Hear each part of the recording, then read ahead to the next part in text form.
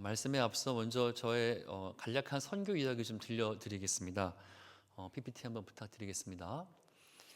목사님 말씀처럼 제가 8년 동안 중국에서 야오족이라는 종족을 섬겼습니다. 미전도 종족인데요. 복음화율이 0.6%밖에 되지 않습니다.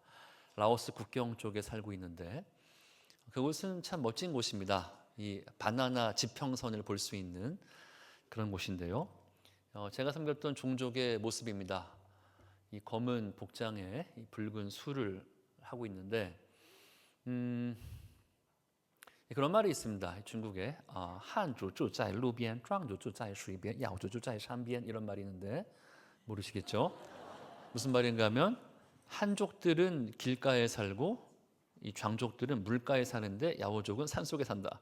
무슨 말인가 하면 항상 어느 민족이나 나라나 힘이 있는 강자들은 경작할 땅이 있는 평지에 살고요. 교통 좋은 곳에 살고 힘이 없을수록 산으로 쫓겨가게 돼 있는데 야오족이 바로 이 가장 마지노란 그런 산에 있는 종족 중에 하나입니다. 그래서 여러분 좌측 하단에 제가 그 야오족 마을 가서 비단 저뿐 아니라 저와 아내와 아이들도 저걸 즐겨 먹었는데요. 제가 젓가락에 들고 있는 게 뭐 같습니까? 시간이 없으니까 알려드리자면 무슨 동물의 발 같죠? 쥐의 발입니다. 그 산 속에 살기 때문에 단백질 공급원이 별로 없어요. 그래서 뭐 닭 잡고 돼지 잡는 거는 진짜 결혼식 날만 할 수 있는 거고 보통 물론 저 쥐는 여러분 상상하시는 시궁창 쥐 같진 않고 쥐 얘기 좀만 더 하겠습니다. 쥐를 잡으면은 항아리에 넣고 키워요. 도가니 든 쥐죠. 그리고 깨끗하게 키웁니다. 그러다가 귀한 손님 오면 한 마리씩 꺼내서 탕을 끓이는데 뭐 쥐의 식감은 생각보다 괜찮습니다. 꼬리 빼고 다 먹어요. 그만하겠습니다. 점심 드셔야 되니까. 이런 거를 우리가 타문화 선교라고 말합니다. 타문화 선교. 여러분 보시기에 우와, 그게 바로 타문화 선교입니다. 전혀 낯설고 물서는 곳으로 가는 것이죠. 그러니까 제가 타문화 선교사로 쭉 있다가 8년 동안 있다가 중국의 상황이 어려워졌습니다. 시진핑 정권 후로 힘든 상황이 돼서 많은 선교사들이 쫓겨났어요. 저도 그중 한 명이었고 저는 그 다음 중국인들이 많이 살고 있는 데가 어디야 봤더니 말레이시아라서 말레이시아로 갔습니다. 말레이시아 사진 한번 부탁드리겠습니다. 말레이시아에 갔더니 제 사역이 많이 바뀌었습니다. 보기에도 쥐 먹는 분위기는 아닙니다. 그렇죠? 말레이시아는 여러분 기독교 서구 열강의 식민 지배를 430년을 받았어요. 그래서 존재하는 기독교 교파가 다 모여 있는데 물론 그들이 다수거나 뭐 이렇게 강자들이 아니에요. 왜 그런가 하면 말레이시아는 술타네이트 이슬람이 국교인 나라입니다. 무슬림이 많이 있는 나라들이 있지만 국교가 이슬람교인 나라는 적어요. 그래서 여러분 왜 사우디에서 왜 뭐 훔치다가 걸리면 막 팔 자르잖아요. 이상하죠. 왜 그런가 하면 샤리아 법정이 있습니다. 사법이 두 가지가 있어요. 일반 사법이 있고 이 코란에 근거한 이슬람 사법이 있는데 여러분 뭐 사우디나 오만이나 말레이시아나 이런 데 가셨을 적에 즉 술타네이트 이슬람이 국교인 나라에서 함부로 길에서 무슨 뭐 알라 이름을 말하거나 함부로 하시면은 여러분 이슬람 법정에 서십니다.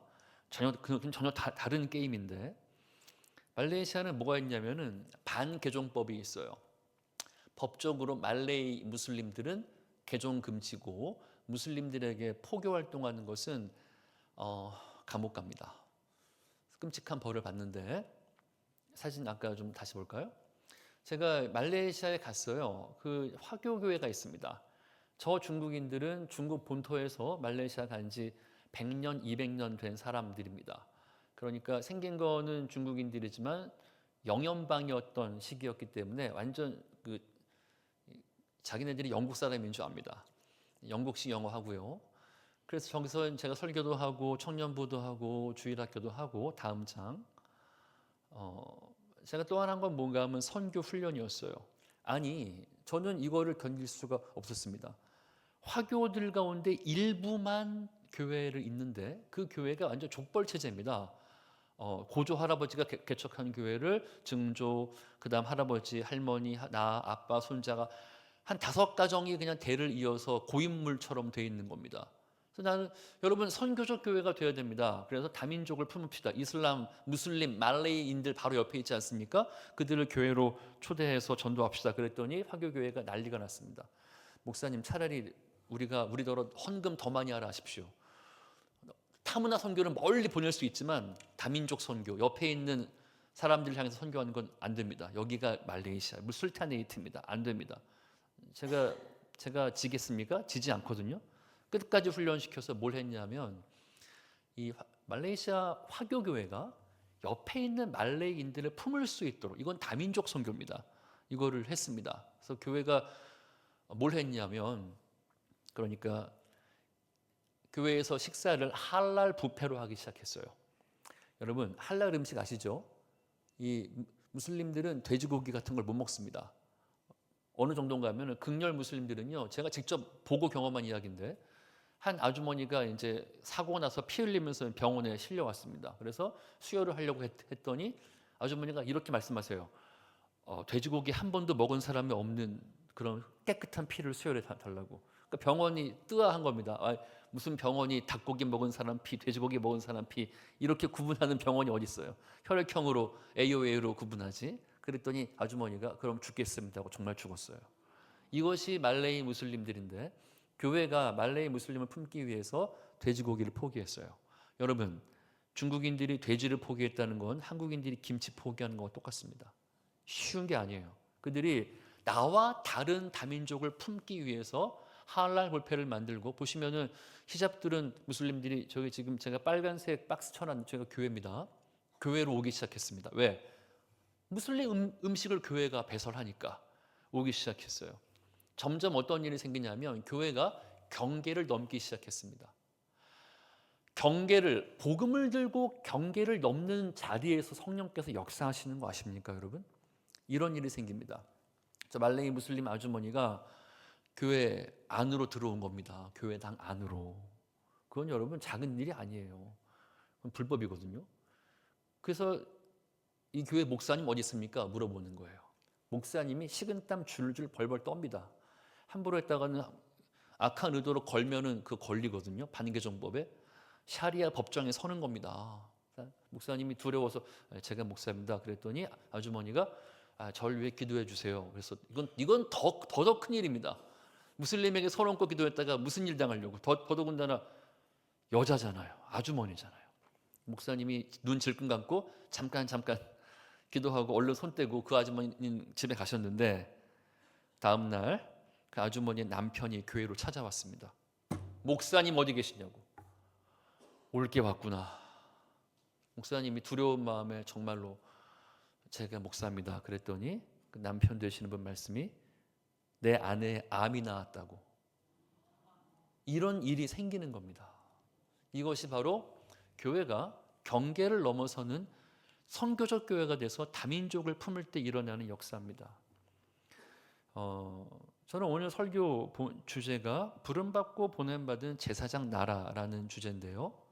이 주제로 하나님 말씀을 증거하겠습니다. 여러분, 우리가 선교를 말할 적에 여러분은 그 안방에서 세이프티 존에서 계시고 선교사는 어디 멀리 가서 쥐먹고 있겠지, 그렇게만 선교를 이해하시면 안 됩니다. 왜 그런가 하면 선교는 상황과 트렌드가 우리가 참고해야 됩니다. 그러나 더 중요한 건 뭔가 하면은 하나님 백성의 존재 양식, 다시 한번 하나님 백성의 존재 양식이라는 하나님 백성의 원형 안에 선교가 다 포함되어 있습니다. 선교적 DNA는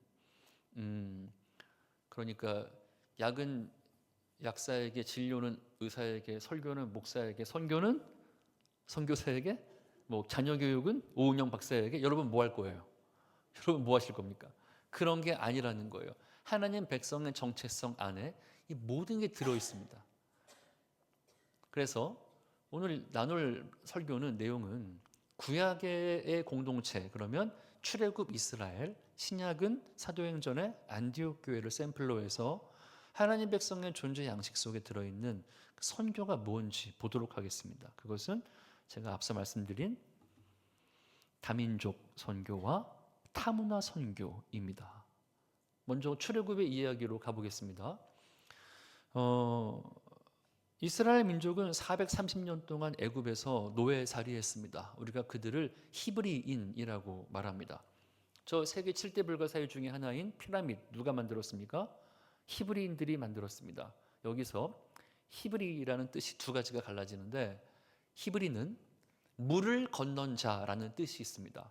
아브라함이 우르에서 하란을 찍고 가나안 들어오면서 유브라데스 강을 건너요. 그래서 히브리인 그러면 하나님의 부름받은 겁니다. 부름받아서 강을 건넌 사람들이라는 뜻이 있고, 또 히브리에는 핫비루라는 뜻이 있는데, 핫비루가 뭐예요? 그것은 노예와 천민을 말합니다. 그래서 구약 이 창출 레민신 5경이죠. 토라를 보시면은 히브리라는 말이 어떻게 쓰이냐면, 요셉이 팔려갑니다. 요셉이 보디발의 집에 팔려가요.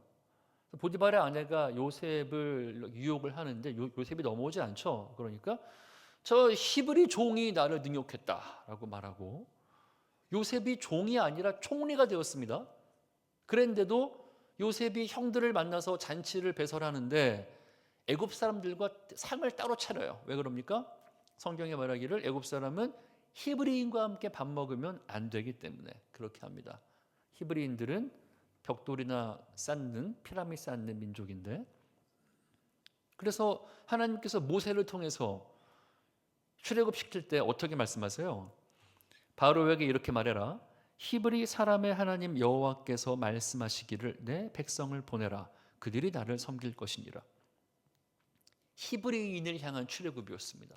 바로가 듣지 않죠. 그래서 열 재앙이 내립니다. 피, 개구리, 이 파리, 애굽의 신들을 하나님께서 초토화시키시고 홍해가 갈라져서 그들이 출애굽합니다. 이때 혈통적 이스라엘의 자손, 즉 아브라함 자손들만 출애굽했을까요? 그렇지가 않습니다.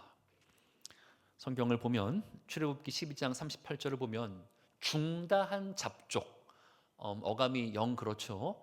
그래서 우리 개역 개정에 가면은 수다한 잡족, 중다한 잡족이나 수많은 잡족이나 좌우간 믹스드 멀티튜드, 즉 뒤섞인 민족들이, 즉 히브리인들은 아브라함의 혈통적 자손만 히브리인이 아니었습니다. 애굽의 철권 통치 아래서 종살이했던 모든 찌끄레기 민족이 다 히브리인인데, 그들이 함께 왕창 잡족과 함께 유대인도 섞여서 나온 겁니다. 그래서 처음부터 이스라엘 선민 역사는 개방성이었어요. 개방 지역이었습니다. 이 열 재앙을 보고 나서 이 온갖 히브리인들이 야 우리도 따라가자. 그래서 문설주와 임방에 유월절 때 피를 바르고 보호받고 함께 이스라엘 나올 때 같이 나온 겁니다. 그래서 여러분 한번 생각해 보세요. 출애굽 1세대 가운데 요단강 건너서 가나안 땅 들어간 사람은 둘밖에 없습니다. 여호수아와 갈렙. 갈렙이 유대인이에요? 이스라엘 사람이에요? 아니죠. 그니스 족속은 가나안 민족이에요. 그니스 족속 여분네 아들 갈렙입니다. 그가 훗날 유다 지파에 편입이 돼요. 갈렙의 이름 뜻이 뭐예요? 개예요, 개. 여러분 우리가 성경 인명사전 같은 거 검색을 하면은 마리아 치면 한 5명 나오잖아요. 마리아가 좀 많습니까? 구약 인물들이 대부분 그런데 갈렙 쳐보세요. 한 명밖에 안 나와요. 이름이 개거든. 유대인들은 절대 자녀에게 이름을 개라고 주지 않아요. 왜 그런가 하면 성경 문학에서, 성경 문학 수사에서 개라는 이름이 쓰이는 거는 그 저주받은 배제된 혐오 대상 이방인 말할 때 쓰여요. 예수님께서 이방 여인이 자녀를 고쳐달라고 다가오니까 자녀들의 떡을 개에게 줌이 옳지 않다. 일부러 그렇게 시험하신 거죠. 이방 여인이 뭐라고 말합니까? 옳습니다. 그러나 개들도 주인의 상에서 떨어지는 걸 먹습니다. 따라 내 믿음이 크도다. 자, 뭐 성경에서 죽은 개 같은 나를, 개라는 이방의 개, 갈렙이라는 그 이름은, 근데 그가 누가 됩니까? 이스라엘의 민족 지도자가 돼서 헤브론 산지를 이 산지를 내게 주소서라고 말하는 믿음의 대명사가 되는 겁니다. 그래서 오늘 읽은 본문을 한번 보십시오. 처음부터 이스라엘 민족이 처음부터 이방인들로 같이 시작했다는 의미가 뭘까요? 본문 한번 띄워주시겠어요? PPT 부탁합니다. 시내산 본문 시내산 좋습니다. 우리가 읽은 본문의 배경이 시내산 위거든요. 이들이 출애굽을 한 겁니다. 여러분 430년 출애굽이 이게 장난입니까? 지금으로부터 430년 전이면은 조선 선조 때고요. 노량 한산 때첩 그때입니다. 그러니까 한번 상상해 보세요. 이순신 장군 때 우리가 져서 지금까지 일제의 치하 아래 살았다. 이게 작은 일이에요. 430년간 종살이했던 그들을 하나님께서 이게 내가 너희를 독수리 날개로 업었다. 너희 힘으로 나올 수 있는 게 아니었지 않느냐. 열재앙과 홍해를 바다를 가르고 불러서 시내산에 불러내셔서 내가 너희를 왜 불렀는지 목적을 말씀하시는 거예요. 하나님 우리를 왜 불렀지? 놀랍게도 그 이유는 노란색인데 세계가 다 나에게 속하였기 때문이다. 모든 민족이 나에게 속했기 때문이다라고 말씀하세요. 여러분 사실 이 언약은 전에 아브라함 언약이 있죠. 아브라함은 우리의 믿음의 조상입니다.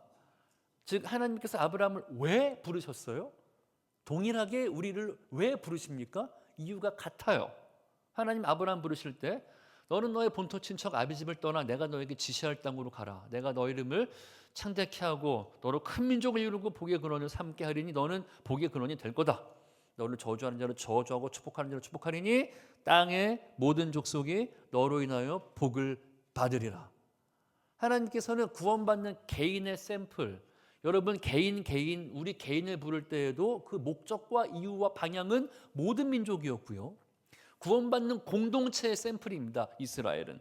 신약 교회는 영적 이스라엘이죠. 하나님께서 구원받는 공동체 샘플을 불러내실 때에도 목적이 뭔가 하면은 세계와 모든 민족 때문에 우리를 부르신다는 거예요. 하나님께서 이렇게 하신 게 아니에요. 너희 그동안 얼마나 수고했니? 내가 너희를 아무도 모르는 무릉도원 비옥한 땅을 준비했으니 여기서 천년만년 살려라. 천국에서 보자. 이렇게 하신 게 아니라는 겁니다. 세계와 민족이 내 것이기 때문에 내가 너희를 불렀으니 너희가 나와 언약을 맺으면은 제사장 나라가 된다. 제사장 나라의 의미는 그 다음 PPT입니다. 이 지도를 보시면 여러분이 와닿게 깨달으실 수 있습니다. 시내산이 어디예요? 사이나이 반도 남쪽 끝인데 시내산이 해발 2,300이 넘어요. 한라산보다 높은 산입니다. 시내산에서 보면은 열방과 민족이 다 보입니다. 왼쪽으로 어디가 보여요? 쳐다보기도 싫은 그들이 종살이했던 나일강 문명의 이집트가 보이고 거기서 그들은 부름 받은 겁니다. 그리고 어디로 보냄받습니까? 오른쪽에 보면은 가나안 땅이 보여요. 저기는 메소포타미아 문명입니다. 비옥한 초승달 지역. 그러니까 나일강 문명은 태양의 문명이고 메소포타미아는 달의 문명이라고 말하거든요. 다른 문명인데 이스라엘이 부름받고 보냄받습니다. 그들은 다민족으로 부름받고 타문화 향해서 보냄받습니다. 뭐 하라고요? 제사장 나라가 되라고요. 제사장이 뭐 하는 사람이에요? 제사장은요, 말라기가 이렇게 말하죠. 제사장의 입술은 지식을 지켜야 하겠고 사람들은 그의 입에서 율법을 구하여야 할 것이니 제사장은 만군의 여호와의 사자가 됨이라. 이 말이 뭔가 하면 제사장은 백성들에게 하나님을 어떻게 섬기는지를 가르쳐주는 사람이에요. 이 당시에 여러분 팔레스타인 지역은요 아시아와 유럽과 이 아프리카가 만나는 배꼽 같은 지역입니다. 문명이 왕래하고 문물이 서로 이 교통하는 그 핵심 지역인데 하나님께서 굳이 이스라엘을 저기다가 불러 놓으시겠답니다. 왜? 제사장 나라가 되라고. 이 당시 모든 민족은 다 다신론이에요. 신들이 많아요. 만신전, 판테온 신전들이 곳곳에 있습니다. 판테온, 만신전 가면은 서열 1위부터 50위까지의 신이 그 안에 모셔 있거든요. 골라 믿는 거예요. 민족마다 신이 있는 겁니다. 부족신의 시대에서 하나님께서는 유일신, 너는 나 외에 다른 신이 있게 하지 말아라. 내 이름을 망령되게 일컫지 말고 어떤 형상도 만들지 말라고 안식일을 지켜라. 독특한 율법을 주세요. 그걸 통해서 전 시대가 모든 시대가 범신론 사상에 쩌들은 시대에서 홀로 유일신을 예배하는 공동체를 불러서 제사장 나라로 세우십니다. 이것을 마이클 고힌이라는 신학자가 디스플레이 피플이라고 표현했어요. DP 민족이라는 겁니다. 권사님들, 집사님들, DP가 뭐예요? 좀 있으면 봄신상이 나옵니다. 눈에 넣어도 안 아픈 건물, 백화점. 우리의 고민이죠. 입을 게 없다. 작년 이맘때 우리는 뭐 입었을까요, 여러분? 그거 입으면 되는데. 이제 좀 있으면 백화점에 마네킹들이 패딩을 벗고 봄옷을, 하늘거리는 봄옷을 입고 마네킹을 창고에 처박아 둘까요? 그거를? 아니요. 조명 가장 좋은데 쇼윈도 앞에 내놓습니다. 이게 디스플레이예요. 이게 DP 민족이라는 겁니다. 하나님께서 이스라엘을 높이 드셔서 하나님만을 섬기는 민족. 왜냐하면 온 세계와 모든 민족이 하나님 것이기 때문에 온 세계 가운데 그들을 다민족 공동체를 부르셔서 타문을 향해서 보내시는 겁니다. 이것이 제사장 나라라는 뜻입니다. 그럼 신약에서는 이러한 샘플이 뭐가 있을까요? 신약의 원형. 우리가 중요한 거는 저거는 구약의 이야기고요. 우리와 무슨 상관입니까? 상관이 있죠. PPT 부탁합니다. 베드로전서 2장 9절에서 이렇게 말합니다. 베드로 사도가 신약 교회의 정체성을 이렇게 말해요. 하나님 선교 목적에 참여하는 영적 이스라엘. 붉은 박스에 글 다 같이 시작. 그러나 너희는 택하신 족속이요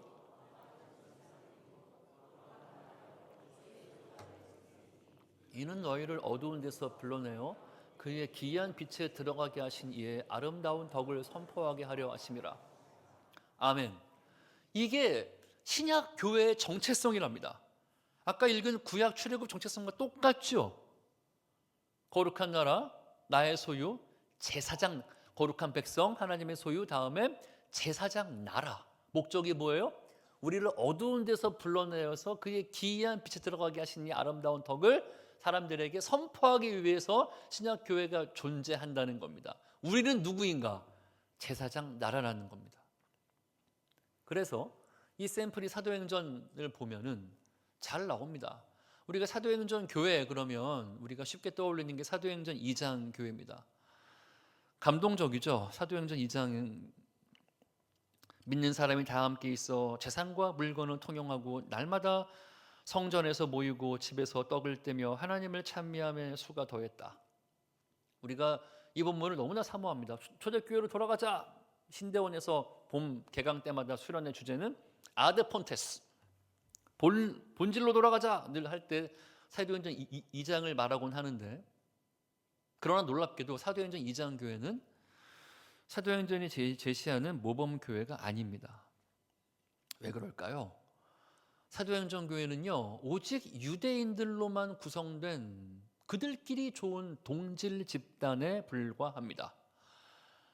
왜 그런가 하면 그들은 날마다 성전에 모였어요. 이방인이 성전 들어가면 합법적으로 죽임당합니다. 이방인은 성전 못 들어갑니다. 이방인의 뜰까지만 가능하죠. 집에서 날마다 같이 떡을 뗐답니다. 유대인들 이방인과 함께 밥 같이 못 먹습니다. 겸상 못해요. 여러분 생각해 보세요. 사도행전에서 베드로가 고넬료 집에 가서 고넬료랑 밥 먹고 왔더니 고넬료와 이방인과 밥 먹고 왔다고 이스라엘 예루살렘 교회가 발칵 뒤집어져요. 이게 사도행전 10장 11장의 내용이지 않습니까? 근데 예루살렘 교회가 사도행전 2장이란 말이에요. 즉 예루살렘 교회는 어떤 교회인가 하면, 물론 이 사도행전에 나오는 이 교회의 흐름과 변천이 있습니다. 교회가 선교라는 본질을 위해서 교회가 계속 변모합니다. 예루살렘을, 사도행전의 흐름을 보면은 그 가운데 신약 교회의 모델이 될 수 있는 교회는 안디옥 교회입니다. 안디옥 교회가 어떤 교회예요? 최초의 다민족 교회입니다. 안디옥 교회가 어떻게 생겼습니까? 사울이 스데반을 죽이고 핍박하니까 스데반의 순교를 통해 이 핍박당했던 이 교회가 도피하죠. 그래서 살기 등등한 사울을 피해서 시리아 땅으로 북상을 해서 다메섹을 지나서 안디옥까지 가서 만든 종교 난민들이 설립한 교회가 안디옥 교회인데, 그 교회 특징이 뭐예요? 쫓겨간 유대인들이 이방인들에게도 복음을 전했습니다. 그래서 하나님의 손이 함께 하셔서 수다한 이방인들이 교회 안으로 들어왔어요. 이게 굉장히 중요한 사건인데, 그래서 교회가 날마다 유대인과 이방인으로 부흥하니까 목회자였던 바나바가 이 날로 부흥하는 우리 교회를 목양하기에 최적의 사람을 세웁니다. 그게 누구죠? 사울입니다. 여러분, 물론 이거는 회개한 후의 사울인데 한번 상상해 보십시오. 사울에게 가장 가기 어려운 사역지가 어디였을까요? 사울이 다메섹에서 부활하신 주님 만나고 이방을 위한 택한 그릇으로 변화받은 후에 아마 이렇게 기도하지 않았을까요? 부름보다 나선 이 몸 어디든지 가오리라. 아골골짝 빈들에도 가겠사오니 안디옥만은 보내지 말아 주십시오. 왜요? 안디옥 교회가 어떻게 생겼어요? 자기가 죽여서, 사울이 핍박해서 생긴 교회가 안디옥 교회거든요. 하나님, 안디옥만은 안 됩니다. 폭행자, 박해자, 살기 등등 했던 제가 안디옥 가서 장로들은 마땅히 다투지 아니하고 어떻게 가르칠 수 있겠습니까? 거꾸로 입장 바꿔서 안디옥 교인들에게 가장 어려운, 그 누가 와도 웰컴이지만 저 사람만큼은 우리 목회자로만 오면 안 된다. 그게 누굴까요? 사울이겠죠. 왜냐? 안디옥 교회는 그 트라우마가 있는 겁니다. 여러분 상상해 보세요. 안디옥 교인들은 원래 예루살렘에서 집도 있고 직업도 있고 애들 학교도 다 여기 있었는데 어느 날 갑자기 사울이 나타났기 때문에 집 버려, 직장 버려, 애들 학교도 옮겨 이민 간 겁니다. 종교난 불난집 나오듯 나온 거예요. 그래서 그들이 얼마나 괴로웠을까요? 아마도 안디옥 교회 주보에는 이런 말이 있었겠죠. 순교당한 스데반 집사의 형제들의 자녀를 위해 기도합시다 말부터 시작해서 그랬는데, 어느 날 11시 예배 끝나고 바나바가 우리 공동의회 청빙위원회에서 날로 부흥하는 우리 교회를 위해서 교역자를 청빙했습니다. 누가 올라옵니까? 사울이 올라옵니다. 여러분, 안디옥 교회 특징이 뭐예요? 도저히 하나 될 수 없는 사람들이 하나가 된 거예요. 좀 더 파보자면은 안디옥 교회 리더십의 구성을 보면은 정말로 기가 막힙니다. PPT 띄워주십시오. 자, 이 두 번째 행간에 있는 둘째 단락을 보십시오. 사도행전 13장 1에서 3절을 보시면은 안디옥 교회에 선지자들과 교사들이 있으니 누굽니까? 곧 바나바와 니게르라는 시므온과 구레네 사람 루기오와 분봉한 헤롯의 젖동생 마나엔과 사울이라. 자, 안디옥 교회의 리더들인데 이들이 누군가 잘 보세요. 바나바는 본토 유대인이 아니죠. 그는 구브로, 오늘날 키프로스 디아스포라 출신이었고, 니게르라는 시므온, 니게르가 뭐예요? 니그로, 블랙 피플, 니그로 그럼 흑인입니다. 니그로 즉 흑인 시므온이 있었고, 구레네 사람 루기오레, 그 구레네는 오늘날 리비아입니다. 순수 이방인이에요. 그리고 무엇보다 분봉왕 헤롯의 젖동생 마나엔, 이 예수님의 원수였던 헤롯 안티파스의 최측근 젖동생 마나엔이 그 안에 있고, 그리고 교회의 박해자 사울이 그 안에 있어요. 이런 교회 리더들의 조합은 일부러 만들려고 해도 만들어지지가 않아요, 여러분. 이거는 도저히 함께할 수 없는 사람들끼리 교회가 된 거예요. 그래서 어떤 일이 생기냐면, 위에 보시면은 바나바가 사울을 찾으러 다소에 갔죠. 만남에 안디옥에 데리고 와서 큰 무리를 가르쳤고, 제자들이 안디옥에서 비로소 어떤 칭호를 들어요? 그리스도인이라는 칭호를 듣습니다. 이건 여러분 사도행전에서 굉장히 중요한 터닝 포인트예요. 안디옥에서 비로소 그리스도인 칭호를 들어요. 그전에는 그리스도인이 아니에요. 그전에는 유대교의 한 분파였어요. 유대교도 여호와 하나님 믿죠. 기독교도 여호와 하나님 믿어요. 이것이 구분이 안 되는 상황이었어요. 그 전에는. 왜 그랬죠? 교회가 순수 유대인들로만 모였기 때문에. 그것은 똑같이 여호와 하나님 믿잖아. 여러분, 유대인들은 이런 속담이 있습니다. 유대인 둘이 있는 곳에는 3명의 의견이 있다. 유대인들도 한민족처럼 으르렁거리고 결사반대 많이 하거든요.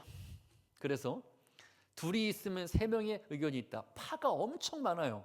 그래서 뭐 보아하니 나사렛 파구만. 그래서 나사렛 이단이었잖아요. 이름이 유대교의 한 분파에 불과했어요.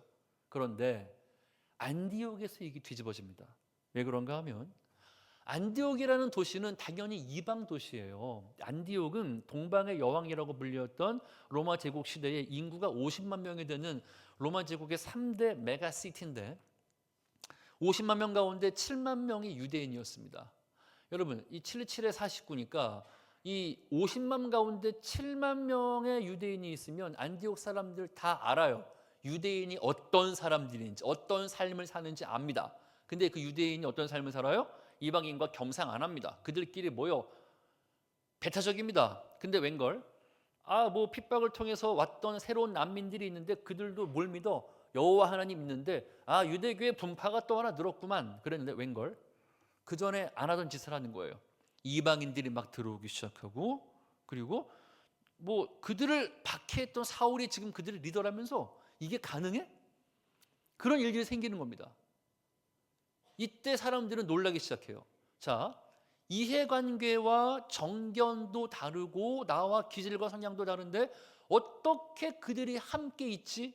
그들의 차이와 다름을 넘어서는 위대한 가치와 권위와 영광은 무엇이지? 그리스도네. 그래서 그리스도인이라는 칭호를 듣는 겁니다. 그랬을 때 어떤 일이 생겨요?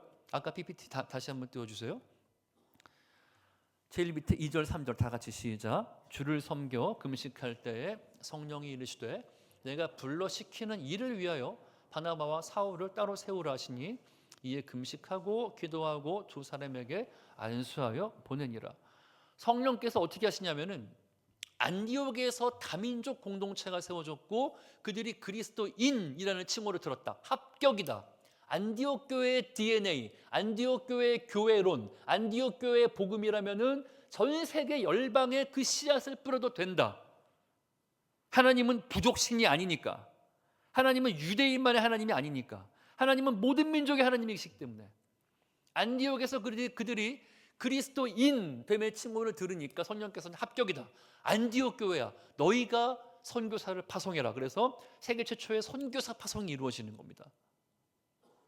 돈 많은 예루살렘 교회에게 선교를 시킨 게 아니세요. 난민교회 안디옥 교회에게 그걸 시켰습니다. 그러니까 안디옥 교회가 어떻게 합니까?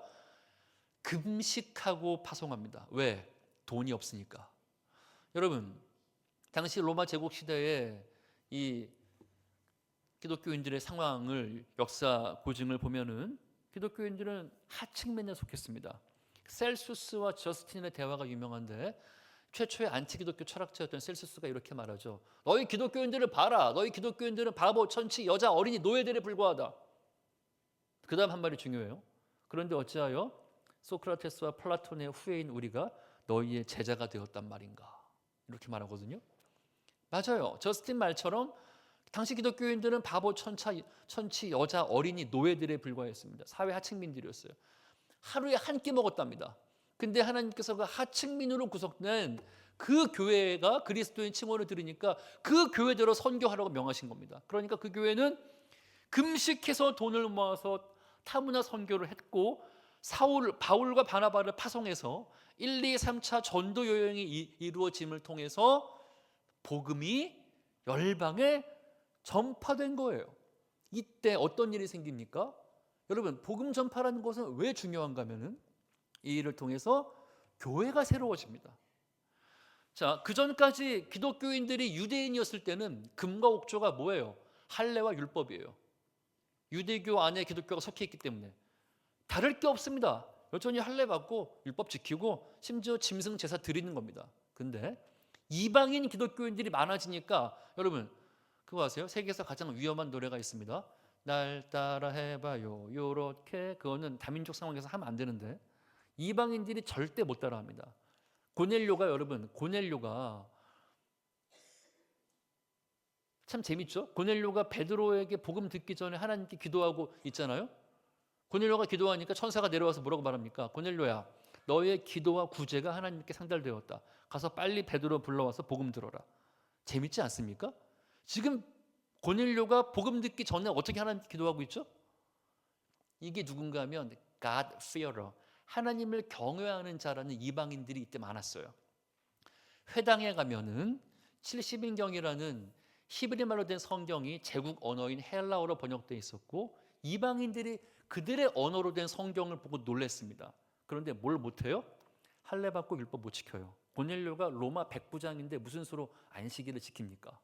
그래서 유대인으로 개종하지 못하는 이방인들이 아주 많았어요.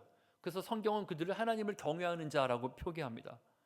근데 그런 사람들이 바울을 통해서 예수를 믿고 그 수가 많아지니까 예루살렘 교회가 어떻게 결정해요? 사도행전 15장에 할례와 율법을 폐한다. 이방인들이 죽게 돌아옴에 있어서 우리가 그들을 괴롭게 하지 말자. 단지 네 가지만 조심하도록 우상과 음행과 피째 먹는 것, 목매어 죽인 것만 주의하라고 말하자라고 말합니다. 이게 뭔가 하면 안디옥 교회가 선교사를 파송함을 통해서 교회의 금과 옥조가 바뀌는 겁니다. 선교하지 않는 전통교회는 당회 회의 주제가 피아노 위치 어디에 둘까, 커튼 색깔 뭘로 바꿀까 가지고 6개월 동안 회의한다고 합니다. 여러분, 교회만큼 본질이 사라졌을 때 비본질이 신속하게 본질의 자리를 차지하는 모임이 없습니다. 교회가 어떻게 선도를 유지할 수 있을까요? 존 스투트가 이렇게 말했습니다. 선교는 교회의 확장된 팔이다. Long extended arm. 이 말이 뭔가 하면 교회는 교회 자체가 선교지로 몽땅 갈 수 없어요. 주보 광고의 다음 주 예배는 시리아에서 드리겠습니다. 이게 불가능하잖아요. 그래서 교회가 뭐랍니까? 확장된 팔로서 선교사를 파송합니다. 그래서 교회는 선교지의 신선한 복음과 선교의 본질의 산소를 공급받아서 교회의 사도성이라는 신선도를 유지할 수 있어요. 역사적으로 교회가 팔을 자른 적이 있습니다. 우리 선교하기 싫어. 우리 더 내부적이 될 거야. 잘라버렸어. 어떤 일이 생깁니까? 교회는 자기중심성으로 부패해서 동호회가 되었다가 상조회로 멸망합니다. 이게 유럽 교회 이야기예요. 교회의 선도를 유지하는 것은 이 확장된 팔, 선교를 향한 확장된 팔로서의 선교를 유지할 때인데 바로 안디옥 교회가 다민족 교회로서 그리스도인 칭호를 받고 바나바와 바울을 파송함을 통해서 오히려 예루살렘 교회는 이 AD 70년에 티투스에 의해서 사실은 멸망을 당했어도 안디옥 교회는 그 후로 300년 더 가서 안디옥 학파를 형성해서 초대교회의 중심을 이끄는 핵심 교회가 되는 겁니다. 오늘 말씀을 정리해 보겠습니다.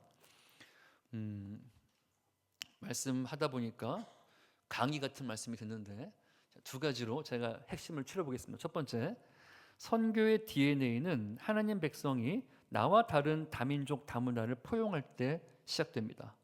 이것이 경계를 넘는 거예요. 여러분, 이방인 개가 이스라엘의 민족 리더가 되었고요. 폭행자 박행자였던 사울이 세상에 가장 기독교 선교사가 되는 겁니다. 여러분, 나와 다른 다민족 다문화를 포용한다는 것, 이것은 매우 위대한 일입니다.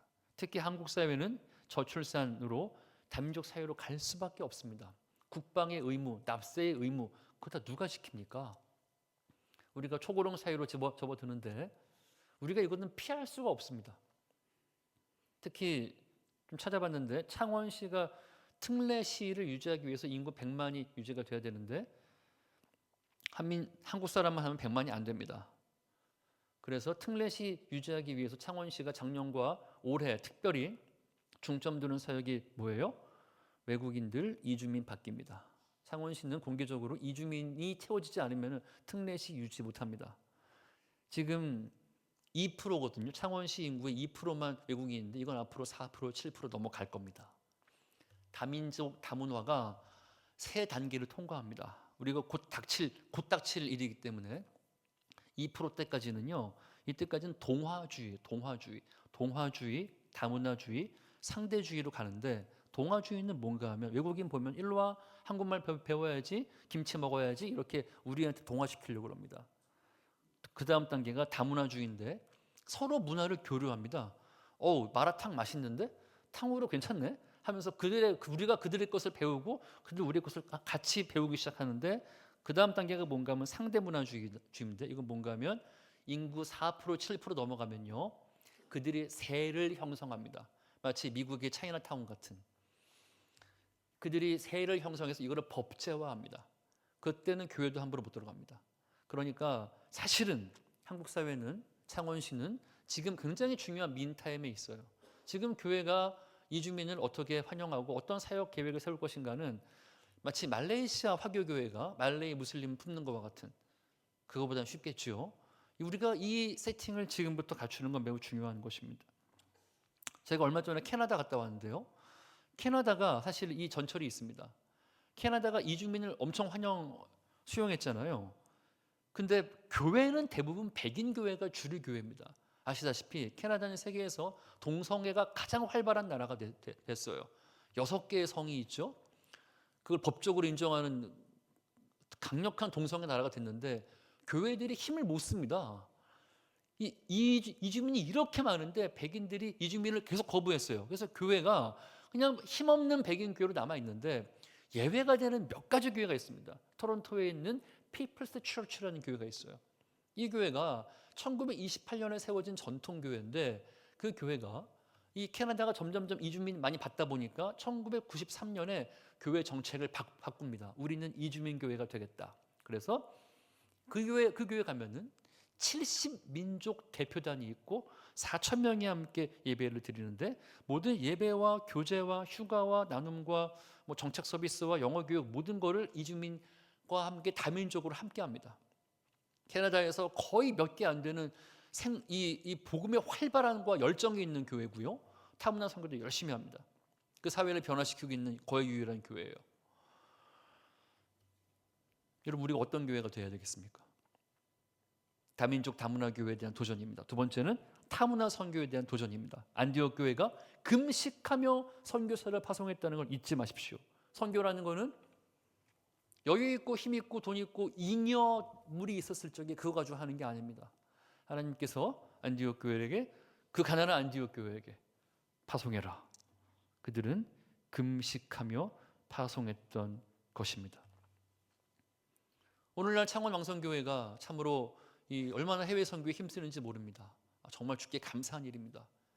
바라기는 부름받고 보냄받은 제사장 나라라는 이 정체성이 우리 창원 왕성교회 성도님들 모두에게 내가 바로 부름받고 보냄받은 사람이다라는 것. 그래서 이 지역사회와 이 교회와 몸을 이루어서 나와 다른 성향의 사람들, 다민족을 웰컴하고 환영하고 또한 타문화를 향한 확장된 팔로서 선교적인 본질을 힘있게 추진하는 여러분 모두가 되시기를 주의 이름으로 축원합니다.